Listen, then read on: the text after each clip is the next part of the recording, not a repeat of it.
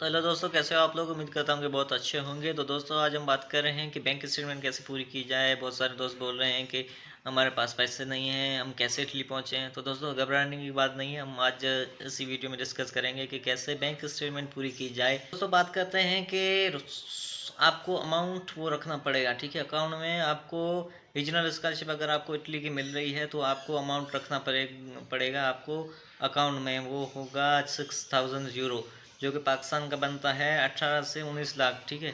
वो आपको अकाउंट में शो कराना पड़ेगा। फिर आपको अकाउंट बैंक से एक स्टेटमेंट निकला के, ठीक है, वो आपको वीज़ा में सबमिट करना पड़ेगा, ठीक है।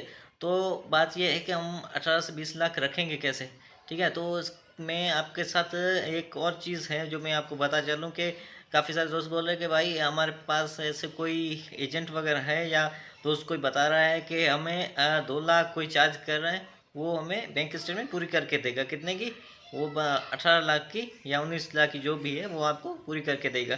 तो उसमें सीन ये है कि हम 20 लाख ले देते हैं, उन्हें दे देंगे तो उसका इशू ये होगा कि वो हमें किस में कंप्लीट करके देगा। वो अपने अकाउंट न्यू बनाएगा हमारे नाम से, ठीक है, या हमारा कोई भी स्पॉन्सर है, फादर वगैरह है या भाई है, उसके नाम से अकाउंट एक न्यू बनाएगा। उसमें अमाउंट रखेगा 2 या 3 मंथ के लिए, उसकी स्टेटमेंट निकाल के हमें देगा, ठीक है।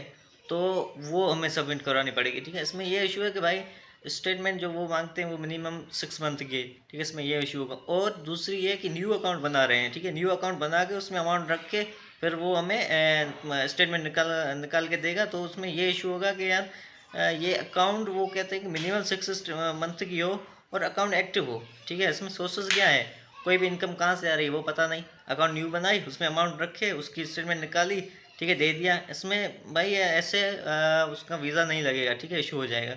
तो मैं ये सजेस्ट करूँगा कि उन्हें 2 लाख वगैरह या जो भी अमाउंट मांगते हैं वो आप ना दें, अपने खुद से करें, ठीक है। तो उसमें ये है कि आप अमाउंट जो भी है वो आप बोलोगे हमारे पास अमाउंट नहीं है, तो दोस्तों अमाउंट कोई भी रिलेटिव या कोई ऐसा सपोर्ट हो, या आपका कोई भी ऐसा दो रिश्तेदार वगैरह हो, उनसे आप हेल्प ले सकते हैं, ठीक है। अमाउंट उनसे ले सकते हैं, एक या दो तीन से ले सकते हैं थोड़ी थोड़ी अमाउंट। तो वो आप अपने अकाउंट में रख के, ठीक है, 2-3 मंथ के लिए फिर आप वापस कर दो। या आप लोन ले सकते हो, लोन लो, कोई ऐसा कम इंटरेस्ट वाला हो, उसमें आप लोन ले लो, फिर लोन चुकता कर देना, या आराम आराम से उसमें कटता जाएगा अगर आपकी मंथली इनकम वगैरह है तो। और तीसरा सोर्स है वो अभी मैं वीडियो पे नहीं बताऊंगा, ठीक है। वो आप मुझे कमेंट करें या मैसेज करें, मैं आपको बता दूंगा।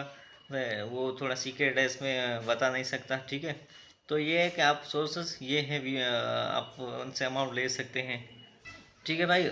यहाँ से अमाउंट लेके फिर आपको क्या है कि पाकिस्तान में अगर आप बैठे हो तो आपको एफबीआर से वो जो भी अमाउंट है उनकी आप कहाँ से आई है उसका आपको प्रूफ दिखाना पड़ेगा, ठीक है। तो दोस्तों आपको प्रूफ दिखाना पड़ेगा। तो उसमें ये है कि अगर आपने अपने रिलेटिव से लिया है तो आप ऐसे प्रूफ दिखा सकते हैं कि हमने कोई प्रॉपर्टी सेल की है, ठीक है। हमने कोई प्रॉपर्टी सेल की है, या उस प्रॉपर्टी सेल वो कोई भी प्रॉपर्टी हो अगर आप रिसेंट में कहीं पे बेची है, तो वो आप अपने प्रूफ के तौर पे वहाँ पे एफबीआर में शो करा सकते हैं कि ये हमारी प्रॉपर्टी थी, ये बेच दी और उसका ये अमाउंट जो है वो मिला है, ठीक है। या आप कोई भी प्रॉपर्टी या कोई व्हीकल है वो आपने बेच दी। या अगर कोई नहीं सूझ रहा है तो कहीं गांव की साइड पे हो अगर, तो आप अपनी कोई भी कैटल वगैरह है उससे का सर्टिफिकेट बना लो, ये हमारे पास ये कैटल थी, इसको बेच दी, ठीक है, तो ये अमाउंट हमें मिली है।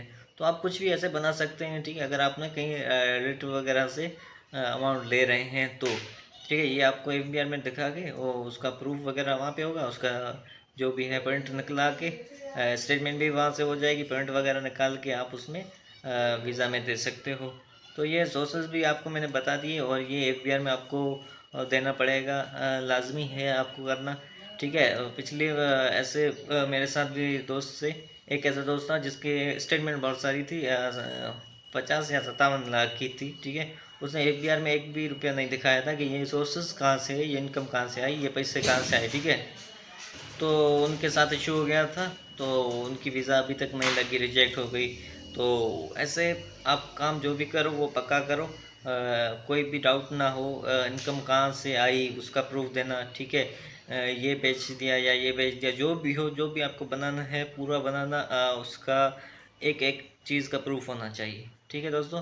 तो ये आप इस पे देखो, आपको आपके क्या क्या सोर्सेस हैं, कहाँ से आप ले सकते हो अमाउंट, जुगाड़ करो और उसके प्रूफ भी बनाओ, कैटल का बनाओ, व्हीकल का बनाओ, या कोई भी प्रॉपर्टी सेल है उसका बनाओ। ठीक है, आपके जो भी माइंड में आ रहा है या आपके एरिया में जो भी चल रहा है उस पर आप बना दो, या कोई भी आपका बिजनेस है वो शो करा दो, हमारा ये बिजनेस है तो ये चलता है, हमारी इनकम यहाँ से आती है।